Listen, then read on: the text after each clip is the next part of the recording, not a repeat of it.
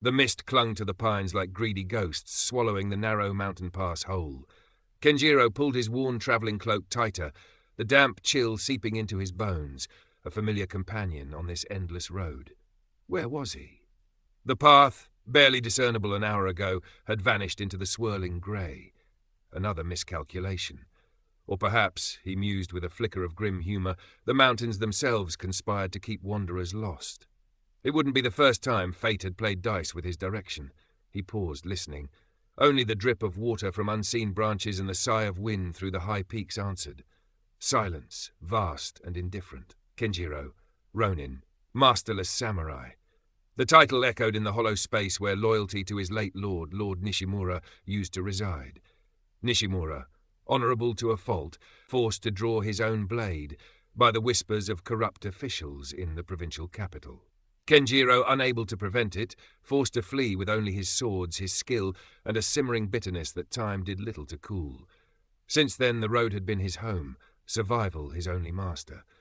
He scanned the impenetrable grey, eyes narrowed, the old scar across his left eyebrow tightening. Watchful, always watchful. His lean frame, hardened by years of travel and occasional unwelcome combat, tensed. Dusk was bleeding into night, shelter was no longer a convenience, but a necessity. Wild animals or worse bandits might favour such isolating mists. Then, faint, almost imagined, a dog's bark. He strained his ears, turning slowly. Yes, distant, muffled by the fog, but definitely canine. Followed by the even fainter strains of a shamisen, a melancholy tune plucked against the encroaching darkness. A settlement. Hope, a rare and fragile thing, flickered within him. He adjusted the katana and wakizashi at his hip. The daisho, his only true possessions, well maintained but stripped of any identifying mon or ornamentation, and began moving towards the sound, stepping carefully on the slick, invisible trail.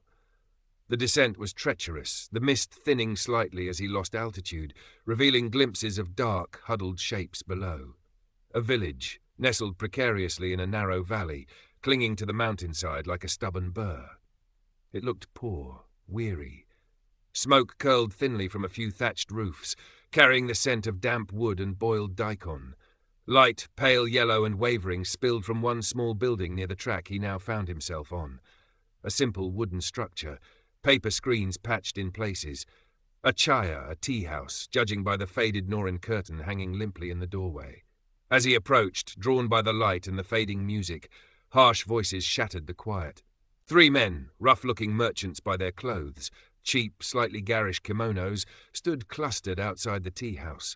They were loud, gesturing aggressively towards the figure standing silently in the doorway. A woman.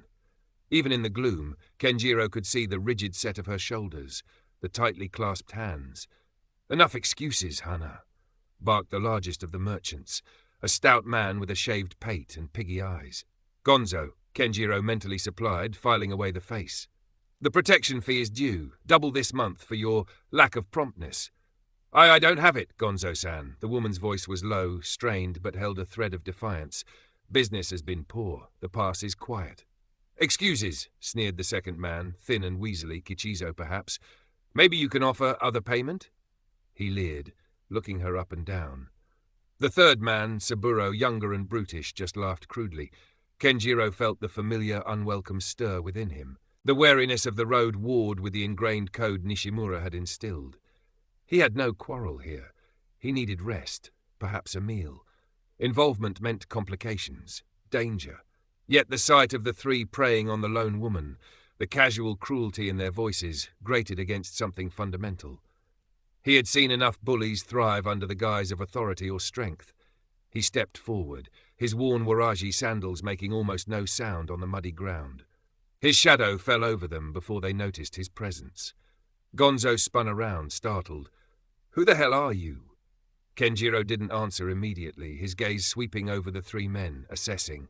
They were soft, undisciplined. Their arrogance was a thin veneer over cowardice. He looked at Hana, meeting her wide, apprehensive eyes for a brief moment before turning back to Gonzo. "Leave the woman alone." His voice was quiet, level, but carried an edge that cut through the damp air. Gonzo puffed himself up. "This is none of your concern, stranger. Ronin trash, sticking your nose where it doesn't belong?" He reached for the short sword tucked into his obi. A merchant carrying a blade, more for show than skill, likely. Kenjiro moved before Gonzo's hand closed on the hilt. It wasn't a flashy display. A swift, precise step, a turn of the wrist that locked Gonzo's arm, a sharp pressure applied to a nerve point. The merchant gasped, his arm going numb, the sword forgotten. Kenjiro released him with a slight push that sent him stumbling back against Kichizo. Saburo, seeing his leader neutralized so easily, took a hesitant step back. "I won't ask again," Kenjiro said, his hand resting lightly on the tsuka of his katana. He didn't draw it. He didn't need to. The promise was there, cold and clear in his eyes. Kichizo helped Gonzo up, who was rubbing his arm, his face a mixture of pain and fury, but the fight had gone out of them. They saw the quiet competence in Kenjiro's stance, the way he moved, the utter lack of fear in his eyes. They were bullies, not fighters. "You'll regret this," Gonzo spat, but his voice lacked conviction. He motioned to the other two, and they scurried away into the village gloom, casting resentful glances back. Silence returned, broken only by the dripping trees and Hana's shaky breath. She bowed deeply, her forehead almost touching her knees. "Arigato gozaimasu, samurai-san. Thank you. They are relentless." Kenjiro merely nodded, relaxing his stance slightly. They seemed more noise than threat. "To you, perhaps," she said, straightening up. He could see her face more clearly now. Young, perhaps late 20s, with tired but kind eyes and lines of worry etched around her mouth. She wore a simple dark kimono, practical for work. "To me, they are ruin." She hesitated, then gestured towards the tea house. "Please allow me to offer you some tea. It is the least I can do." He was tired, hungry, and the tea house offered warmth. He also felt a faint curiosity about this place, this woman holding her ground against local thugs. "Domo." He followed her inside. The chaya was small, clean but sparsely furnished. A low counter, a few worn zabuton cushions on the tatami mats. The air smelled of green tea and damp earth. A single, slightly wilted camellia stood in a simple bamboo vase in the corner. Hana moved with quiet efficiency, preparing tea at a small hearth. "My name is Hana," she said, placing a steaming cup before him. "My husband passed 2 years ago. I try to keep this place running, but the village is small, travellers are few, and men like Gonzo see opportunity." Kenjiro sipped the tea. It was hot, slightly bitter, welcome. "Do they bother others?" "Anyone they think is weak or alone," Hana confirmed, her gaze distant. "There is no real authority here. The village headman is old, easily swayed. Gonzo and his friends, they do as they please." He listened, observing her quiet dignity, the resilience beneath the fear. He had seen countless variations of this story across the provinces. Power abused, the weak exploited. It was the way of things, his cynical side whispered. But another part, the part that still remembered Nishimura's belief in justice, felt a stir of empathy. "Is there nowhere else for you to go?" he asked. She shook her head slowly. "This was my husband's home. It is all I have." She looked at him, a question in her eyes. "You are a Ronin?" He nodded. "Kenjiro." He offered no more. "You travel far?" "The road is long," he replied noncommittally. He finished his tea. "Thank you for the tea, Hana-san. I should find lodging." "There is no inn here," she said quickly. "Only I have a small storage shed out back. It is dry, clean enough. If you would accept it for the night? As thanks for your help." He considered. It was humble, but it was shelter, and safer, perhaps, than sleeping exposed. "Arigato. I accept." The shed was small, smelling faintly of dried herbs and wood smoke, but it had a solid roof and a pile of clean straw. Hana brought him a thin futon and a bowl of simple rice porridge. He ate in silence, the wariness settling deep. He had intervened, broken his own rule of detachment. Why? Because it was right, or because the ghost of his master still watched over his shoulder? He lay down on the futon, the katana beside him, and listened to the sounds of the night. The wind, the distant cry of an owl, the creak of the shed walls. Sleep came slowly, troubled by familiar shadows. The next morning dawned grey but clear, the mist having retreated up the mountainsides. Kenjiro rose, feeling marginally rested.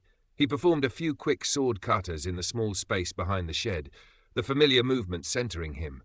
Hana was already awake, tending a small vegetable patch. She offered him more tea and a small rice ball. "Where will you go now, Kenjiro-san?" she asked, her earlier fear replaced by a quiet curiosity. "North," he said vaguely, "perhaps towards Shinano province." He looked up at the imposing mountain looming over the village. Is there a temple up there? Hana nodded. Hi, Jofukuji. An old temple, respected. Sometimes travellers rest there. The head priest, Eizan-sama, is said to be a kind man. There is also a senior monk, Jikai-sama, who manages many of the temple affairs. A temple. Often places of refuge, sometimes offering simple work for food and board. A place to rest, gather his thoughts, perhaps find information about the region. It seemed a better option than pressing on immediately. Perhaps I will visit, he said. Be careful on the path, Hana advised. It is steep. She pressed another rice ball into his hand. Thank you again, Kenjiro-san, for everything. He gave a slight bow and left the village, climbing the winding track towards Jofukuji. The air grew cooler, thinner, scented with pine and damp earth. The path was indeed steep, requiring concentration. After an hour's climb, the temple complex came into view, perched dramatically on a flattened spur of the mountain. It was larger than he expected, a main hall with a sweeping tiled roof, several smaller buildings clustered around it, monks' quarters, and what looked like a sturdy detached storehouse, a kura, slightly apart from the rest. Stone steps, worn smooth by time and countless feet, led up to the main gate. The place exuded an air of ancient serenity, yet Kenjiro noted signs of subtle neglect. Moss creeping high on walls, faded paint on the gate pillars, a silence that felt less peaceful and more watchful. He announced his presence at the gate. A young, nervous-looking monk appeared, bowing low. Kenjiro explained his situation. A traveller seeking rest, perhaps temporary work. The young monk scurried off and returned shortly with two figures. The first was an elderly man, frail but with clear, kind eyes, dressed in simple grey robes. Head priest Eizan, Kenjiro presumed. The second man was perhaps in his mid-50s, with a shaven head and robes of a finer quality silk beneath his outer monk's attire. His face was smooth, serene, but his eyes, sharp and intelligent, appraised Kenjiro instantly. This must be Jikai. "Welcome to Jofukuji, traveller," Eizan said, his voice gentle. "You seek shelter?" "Hi, Eizan-sama." Kenjiro bowed respectfully. "I am Kenjiro, a Ronin. I would be grateful for a place to rest for a few days. I am willing to work for my keep." Jikai stepped forward slightly, his movements smooth, practiced. "A Ronin," he murmured, his eyes lingering for a moment on Kenjiro's swords.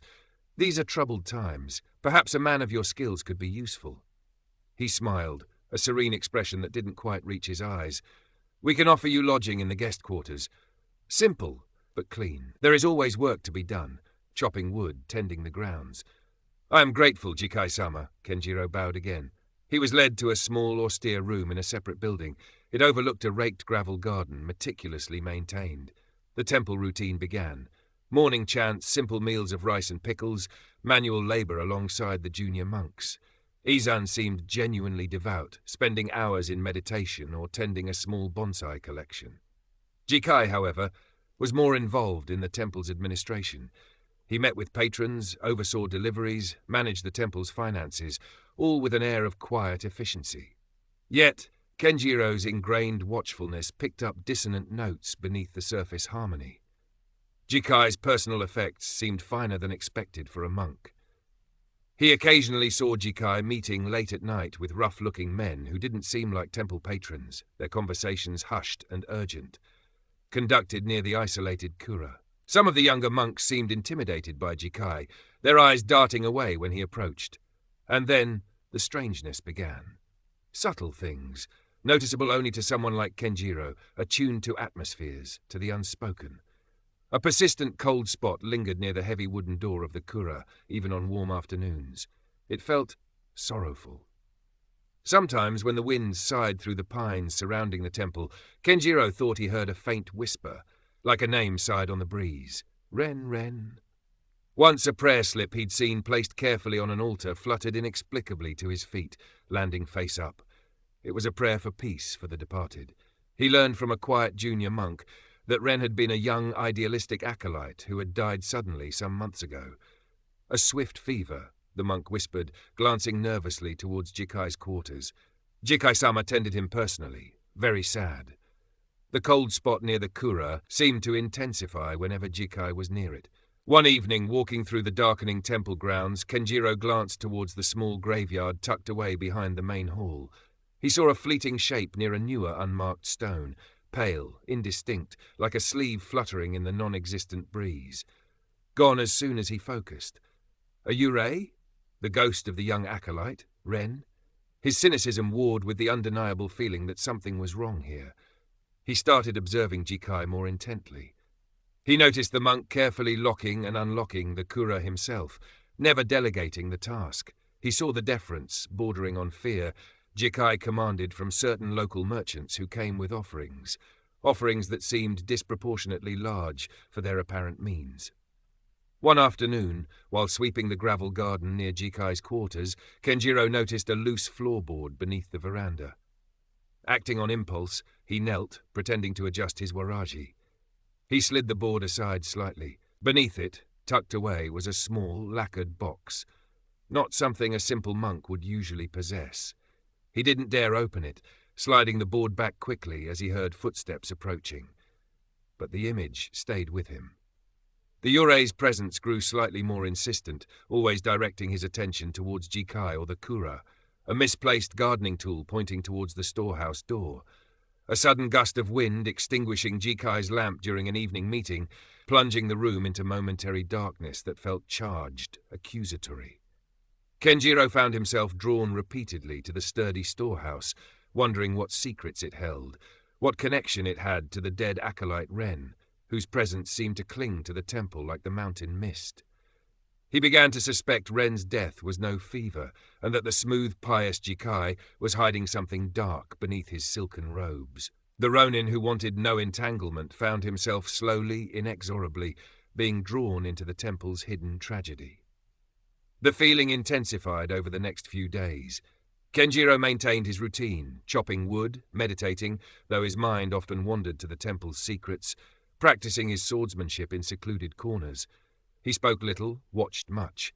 He noticed Jikai receiving another late-night visitor, a shifty-eyed man who looked like a moneylender from the nearest large town.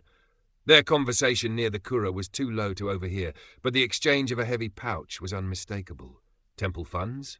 Or something else? The Yurei, Ren's sorrowful spirit, seemed to focus its efforts. One evening as Kenjiro walked near the graveyard, the cold spot wasn't just cold, it felt like an icy hand brushing his arm. He looked down. At his feet lay a small, smooth stone, different from the others nearby. On instinct, he picked it up. Turning it over, he saw a faint character scratched into it, almost invisible. Kura. Storehouse. A direct clue? He pocketed the stone, a shiver tracing its path down his spine that had nothing to do with the evening chill. He needed more. Circumstantial evidence, feelings, ghostly hints, they weren't enough. He needed proof. He thought about the lacquered box under Jikai's veranda. Risky, but perhaps necessary. He also considered the kura itself. Getting inside would be difficult. Jikai kept the key close. His chance came unexpectedly. A fierce autumn storm swept down from the peaks, rattling the temple shutters and sending monks scurrying indoors. Rain lashed down, turning the paths to mud. Under cover of the wind's howl and the drumming rain, Kenjiro slipped out of his quarters. He made his way, unseen, to Jikai's veranda. The wind tore at his cloak as he knelt by the loose floorboard. Heart-pounding, he slid it aside. The lacquered box was still there.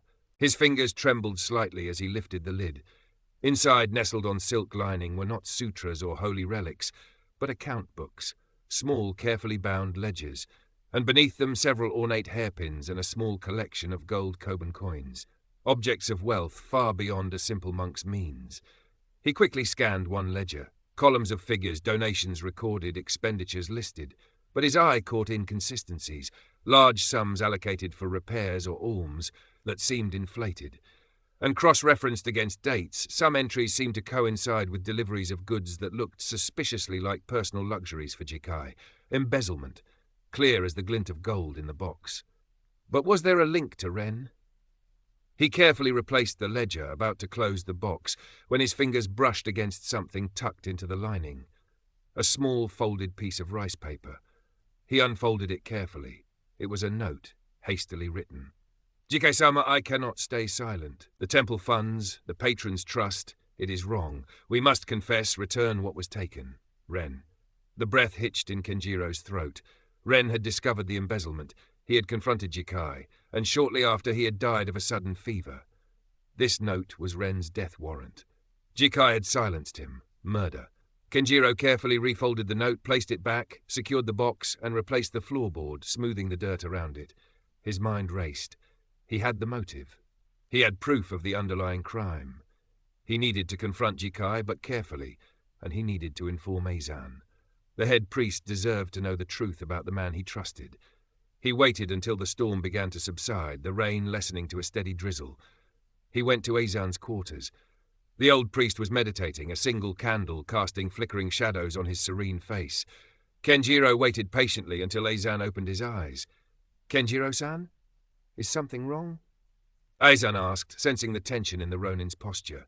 Kenjiro bowed. "Eizan-sama, forgive my intrusion, but I have discovered something deeply disturbing. It concerns Jikai-sama and the death of the acolyte Ren." He spoke quietly, laying out his observations, the late-night meetings, Jikai's wealth, the coldness near the Kura, the Yurei's subtle guidance. Finally he told Eizan about the hidden box, the ledgers, and Ren's desperate note. Eizan listened, his face growing paler with each word. The initial disbelief slowly morphed into dawning horror. He recalled Ren's earnestness, his quiet distress in the weeks before his death. He remembered Jikai insisting Ren's illness was sudden, virulent, keeping others away. It all clicked into place with sickening clarity. Tears welled in the old priest's eyes.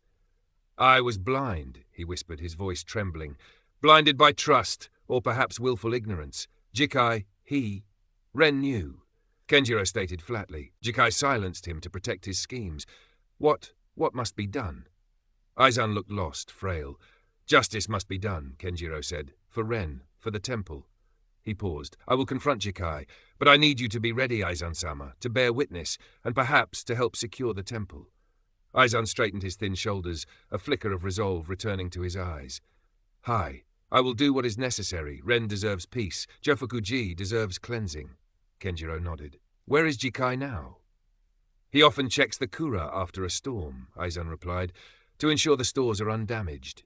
The Kura. The place Ren's spirit seemed tied to. It was fitting. "Then that is where I will find him," Kenjiro said, his hand settling on his sword hilt.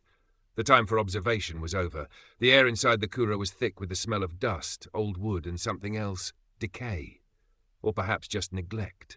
Sacks of rice, barrels of miso, scrolls, and various temple supplies lined the walls, dimly lit by a single oil lamp. Jikai held aloft. He was examining a stack of donation records, his back to the door. Kenjiro entered silently, Eizan hovering nervously just outside in the rain-washed courtyard. The heavy wooden door creaked slightly as Kenjiro stepped onto the packed earth floor. Jikai spun around, startled, the lamp casting wild shadows across his face. Seeing Kenjiro, his eyes narrowed. "Kenjiro-san, what are you doing here? This place is off-limits." "Is it?" Kenjiro's voice was dangerously soft, "or just off-limits to those who might discover your secrets?" Jikai's mask of serenity slipped, replaced by wary calculation. "I don't know what you mean." "I think you do." Kenjiro stepped further into the storehouse. "I know about the ledgers, Jikai. The gold, the embezzlement." He saw the flicker of panic in the monk's eyes. "And I know about Ren." At the mention of the name, Jikai flinched. "The boy died of fever, a tragedy." "Was it?" Kenjiro countered, his gaze pinning Jikai. "Or was it murder? Silencing the one person honest enough to confront you?" He took another step forward. "He left a note, Jikai, pleading with you to confess." The blood drained from Jikai's face, exposed, cornered. The pious monk vanished, replaced by a desperate, dangerous man. You meddling fool," Jikai hissed, his eyes darting around the Kura. "You shouldn't have interfered." He suddenly lunged, not at Kenjiro, but towards a shadowed corner where a heavy wooden staff leaned against the wall. Kenjiro reacted instantly. He didn't draw his sword yet. He flowed forward, intercepting Jikai's lunge with a swift hip throw.